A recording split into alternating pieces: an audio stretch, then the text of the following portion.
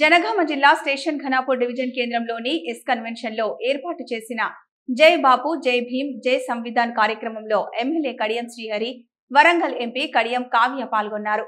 ఈ సందర్భంగా వాళ్ళు మాట్లాడుతూ జై బాపు జై భీమ్ జై సంవిధాన్ కార్యక్రమాన్ని ప్రతి గ్రామాన జరగాలని పిలుపునిచ్చారు. ఈ దేశంలో బీసీలకు, ఎస్సీ ఎస్టీలకు, మైనారిటీలకు రక్షణ లేకుండా పోయిందని పేర్కొన్నారు.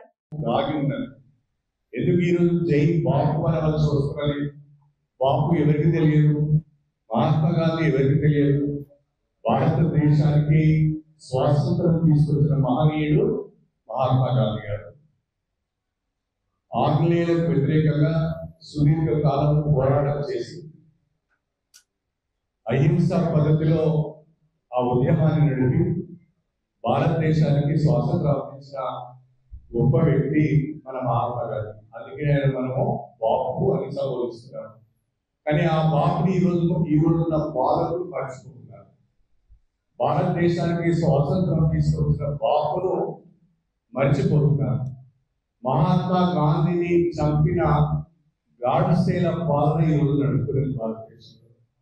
గాడ్సేను ప్రేమిస్తున్నారు, గాడ్సేను పూజిస్తున్నారు తప్ప గాంధీని పూజించే సంఖ్య తగ్గిపోతున్నది. ఇది చాలా ప్రమాదకరం.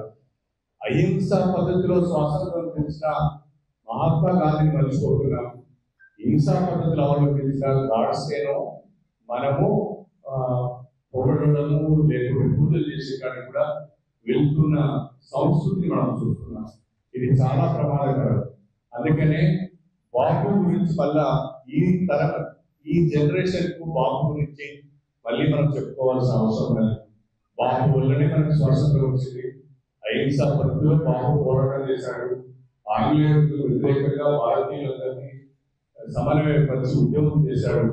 1947 ఆగస్టు 15న మనకు స్వాతంత్రం వచ్చింది. దానికి కారణం బాపు అని, బాపు యొక్క ఔన్నత్యాన్ని చెప్పే ప్రయత్నం చేయడం.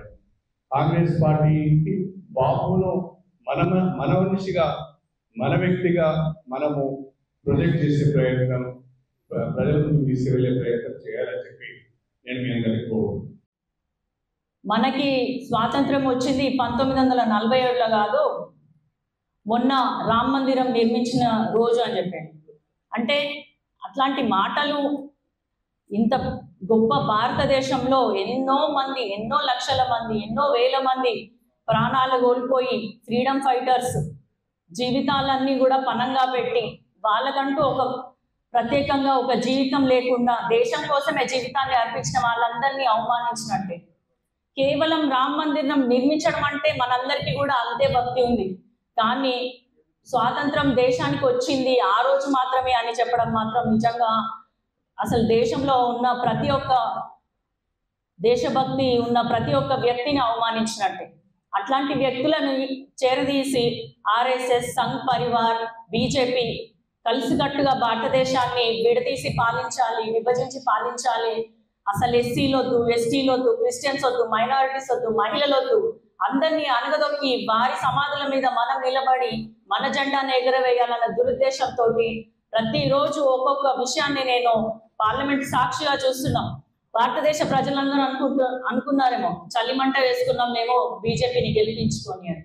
కానీ అది చలిమంట కాదు, మనల్ని దహించి వేసే ఒక మంట అనేది వాళ్ళు తెలుసుకోలేకపోయారు. వాళ్ళ విద్వేషపు సెగని మేము పార్లమెంట్ సాక్షిగా ప్రతిరోజు చూస్తూనే ఉన్నాము. మీరందరూ టీవీలలో చూసుండొచ్చు, అమిత్ షా గారు ఏం చెప్పారు, అంబేద్కర్ అనడం ఫ్యాషన్ అయిపోయింది అని.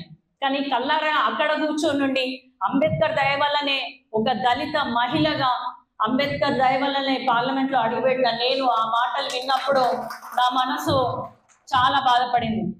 అమిత్ షా గారు, నరేంద్ర మోడీ గారు మర్చిపోతుంది ఏంటంటే వాళ్ళు కూడా అతి సాధారణమైన కుటుంబాల నుంచి వచ్చిన వాళ్ళు.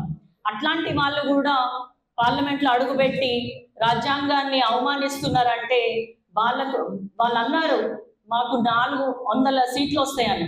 కానీ ప్రజలు వాళ్ళని నమ్మలేదు. అందుకే 300 వరకు పరిమితం చేసినా కూడా వారికి బుద్ధి రావట్లేదు. అదేవిధంగా మొన్న ఏఐసిసి మీటింగ్ జరిగింది కాంగ్రెస్ కి సంబంధించి అహ్మదాబాద్లో. అక్కడ మేము చూసినాం గుజరాత్ మోడల్ అని ఏదైతే ఆయన చెప్పుకుంటూ తిరుగుతాడో అసలు గుజరాత్ మోడల్ వరంగల్కి కూడా సమానంగా లేదు.